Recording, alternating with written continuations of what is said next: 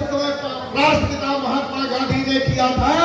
और 1947 में देश आजाद हुआ था और 70 साल हो गए कांग्रेस ने देश को सजाया और संवारा।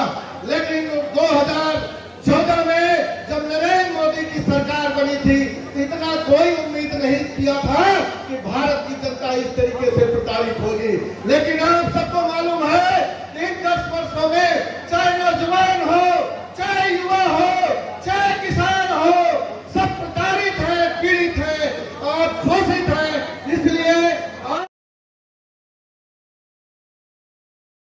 के इतिहास में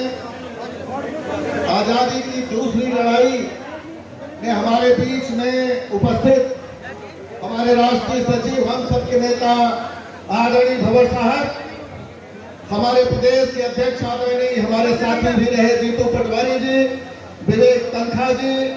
और इस लोकसभा के प्रत्याशी जिसकी वजह से हम सब यहाँ पर एकत्रित हुए श्रीमती नीलम मिश्रा जी और हमारे प्रदेश के पूर्व अध्यक्ष आदरणीय श्री अरुण यादव जी, हमारे प्रभारी आदरणीय श्री गोविंद सिंह जी और जिले के अध्यक्ष, शहर अध्यक्ष, एनसीआई के अध्यक्ष, युवक कांग्रेस के साथी और जिले के मऊगंज जिले के अध्यक्ष, जिले के कोने कोने से आए हुए सदैव के 30 वर्षों के हमारे सभी साथी और जांबाज साथीगण, आप सबका इस नामांकन रैली में तहे दिल से स्वागत करता हूँ, अभिनंदन करता हूँ। साथ ही इस सफेद शेरों की धरती पर भंवर साहब आपका आगमन मैं समझता हूँ पहली बार हुआ है। मैं अपनी तरफ से जिला कांग्रेस कमेटी की तरफ से और रीवा जिले के कार्यकर्ताओं की तरफ से तहे दिल से स्वागत करता हूँ, अभिनंदन करता हूँ। जैसा कि आप सब जानते हैं कि जब देश में आजादी की पहली लड़ाई लड़ी जा रही थी जिसका नेतृत्व हमारे उस समय राष्ट्रपिता महात्मा गांधी ने किया था और 1947 में देश आजाद हुआ था और 70 साल हो गए कांग्रेस ने देश को सजाया और संवारा।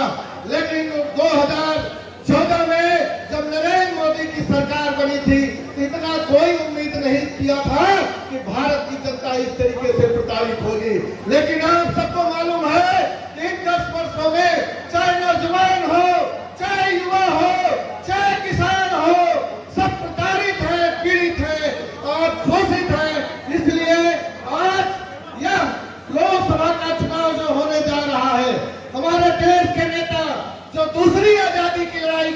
का नेतृत्व कर रहे हैं, तो राहुल गांधी जी ने जो कन्याकुमारी से लेकर के कश्मीर तक की नौजवानों की बात उठाई, किसानों की बात उठाई और मणिपुर से लेकर के मुंबई तक हर वर्गों की लड़ाई लड़ी। उन्होंने प्रधानमंत्री बनने के लिए लड़ाई नहीं लड़ी है बल्कि देश को, नौजवानों को, किसानों को और आप सबको दूसरी आजादी की लड़ाई लड़ने के लिए प्रेरित किया है। और उम्मीद करता हूँ कि जो लोकसभा का चुनाव होने जा रहा है आप सब रीवा जिले के कार्यकर्ता पूरे तन्मयता से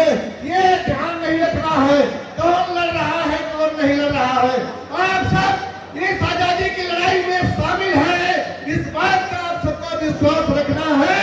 और लोकसभा जीत करके हमें नरेंद्र मोदी को जवाब देना है और राहुल गांधी के हाथों को मजबूत करना है। ये संकल्प आप सबको लेकर के जाना है। हमारे प्रदेश के अध्यक्ष भाई जीतू पटवारी जी, आप प्रदेश के अध्यक्ष हैं, आपने प्रदेश में हर मुद्दों की लड़ाई लड़ी है। आपको मालूम हो कि अभिन्न क्षेत्र कुंवर अर्जुन सिंह का क्षेत्र रहा है और निश्चित रूप से एक जमाना था कि मध्य प्रदेश में 29 की 29 सीट कांग्रेस पार्टी जीती थी। लेकिन परिस्थितियां बदली हैं, लेकिन कुछ परिस्थितियां चेंज है। जब रीवा लोकसभा का चुनाव होता था और विधानसभा में परिणाम कुछ अलग आते थे और लोकसभा का परिणाम कुछ अलग आते थे, जिसके कारण कहीं न कहीं आने वाले समय में हम सबको कमजोरी होती थी। लेकिन मैं आपको स्पष्ट करना चाहता हूं, जो विधानसभा का चुनाव हुआ उसमें हम सब भले चुनाव हारे लेकिन आपको एक अच्छा परिणाम दिए, जिसका परिणाम यह है कि आप रीवा जिले जीत वाली सीट में आपके लिस्ट में होगी। आप इस बात को जानते हैं। उसका परिणाम यह है कि हमारे जिले का एक कांग्रेसी पूरे तन्मयता में विधानसभा में 30 सालों से काम कर रहा है, कभी इस बात का परवाह नहीं करता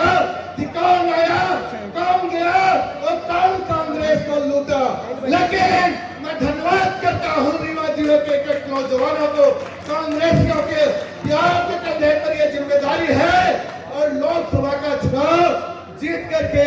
राहुल गांधी के हाथों को मजबूत करना है।